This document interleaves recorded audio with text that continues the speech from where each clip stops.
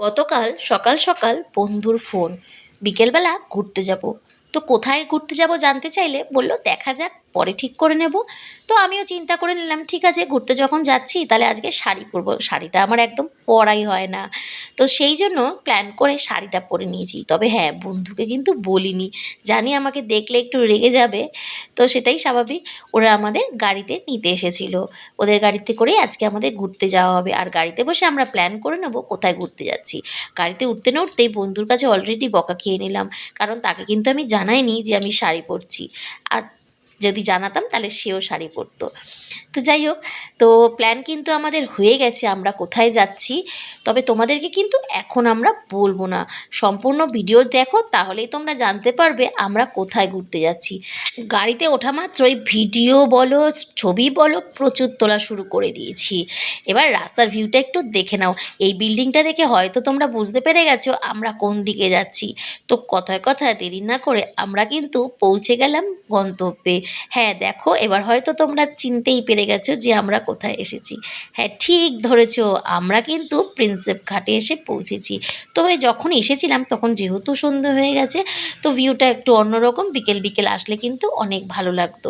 তো এখানে দাঁড়িয়ে অনেকগুলো ছবি তোলার চেষ্টা করেছিলাম, কিন্তু যেহেতু এখানে অনেকটাই ভিড় রয়েছে, তাদের শ্যাডোগুলো আমাদের মুখে পড়ছিল, তাই একটাও ভিডিও আমরা এখানে দাঁড়িয়ে করতে পারিনি।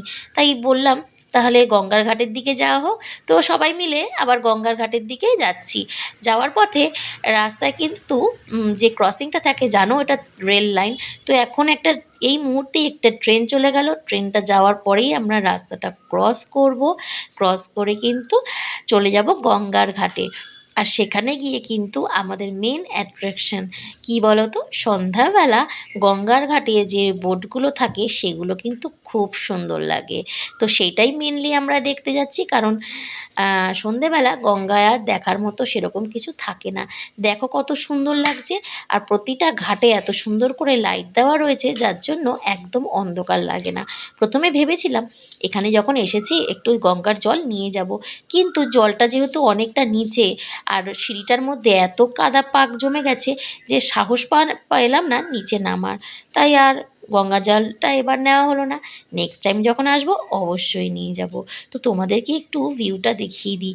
দেখো কত সুন্দর লাগছে, চারিদিকে কিন্তু লাইট। আর যে ছোট ছোট বোটগুলো দেখতে পাচ্ছ তার মধ্যে কিন্তু লাইটিং দেওয়া। হ্যাঁ, এগুলো কিন্তু এখন বোটিং টাইম। তো আমরা ভেবেছিলাম প্রথমে বোটিং করব, কিন্তু বোটিংয়ের জন্য চাইলো 500 টাকা। তো আমরা আর রাজি হলাম না। আর তাছাড়া সন্ধে হয়ে গেছে, আর বাচ্চাদের নিয়ে একটু ভয়ই পাই বোট এরকম ছোট নৌকোয় উঠতে। তো ভাবলাম ভেতর সাইডটায় কয়েকটা ভিডিও তুলে নিই। তো আমি ঘুরছি, ঘুরতে ঘুরতে দেখো আমার পেছন সাইডে আমার বন্ধুরাও যাচ্ছে, তারাও ভিডিও তুলছে। আর আমি যখন ঘুরছি আমি বললাম আমার তো একটাও ভিডিও নেই, আমার মেয়েকে বললাম একটা ভিডিও তুলে দাও। তো সে আমার একটা ভিডিও তুলে দিয়েছে। তো এবার দেখো আমরা একটু সামনের দিকে এগিয়ে যাচ্ছি, কারণ রাইয়ের প্রচুর খিদে পেয়ে গেছে। বলছে মা আমি আর হাঁটতে পারছি না, আমাকে খাওয়াতে হবে। তো ওর জন্য আমরা একটু এগিয়ে যেতে চাইলাম। তো সামনের দিকে যখন আমরা গেলাম ওখানে শুধু পাওভাজি পাওয়া যাচ্ছিল। তো পাওভাজি ছাড়া এখানে আর কোনো খাবারের ব্যবস্থা নেই। তো কি করব, পাওভাজি তো আমাদের ভালো লাগে না। আর যদিও আমরা খেয়ে নেব কষ্ট করে, বাচ্চারা তো একটুও পাওভাজি খাবে না। তো তাই ওইখান থেকে আমরা আবার ব্যাক করছি। তো এখান থেকে আমরা বেরিয়ে যাব, খাওয়াটা আমাদের বাইরেই হবে। আর রাইরিয়া কিন্তু এখানে খুব মজা করেছে, কারণ এত বড় ফাঁকা জায়গা তো ওরা সামনে পায়ই না। তো তাই যখনই ফাঁকা জায়গা দেখছে, লোকজন কম দেখছে, সঙ্গে সঙ্গে দৌড়তে শুরু করছে। তো রাইকে তোমরা দেখে নিশ্চয়ই বুঝতে পারছো ও কতটা এনজয় করেছে। আসলে রাইকে কোনো কিছু বলতে হয় না, ও এনজয় করতে ভীষণ ভালোবাসে, ও অনেকটাই আমার মতো। তো আমরা এবার কিন্তু বেরিয়ে গেছি, দেখতে পেয়েছো আমরা এখন বেরিয়েছি, গাড়িতে উঠে পড়েছি। এবার আমরা খুঁজছি কোথায় খাবারের দোকান পাওয়া যায়।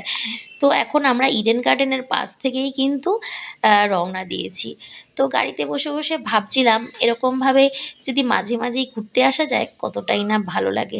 আসলে ঘরে বসে সারাটা দিন একঘেয়ে জীবনটা ঠিক ভালো লাগে না। ওই একই কাজ, বাচ্চাদের পড়াশোনা, স্কুল, বাড়ির রান্না, এগুলোর মাঝখান থেকে মাঝে মাঝে মনটা একটু ছুটি চায়। তো যাই হোক, বন্ধুর সাথে গল্প করতে করতে আমরা কিন্তু বাড়ির দিকে রওনা দিয়েছি। আর যাওয়ার পথে ওখান থেকেই কিছু খেয়ে নেব। তো ভিডিওটা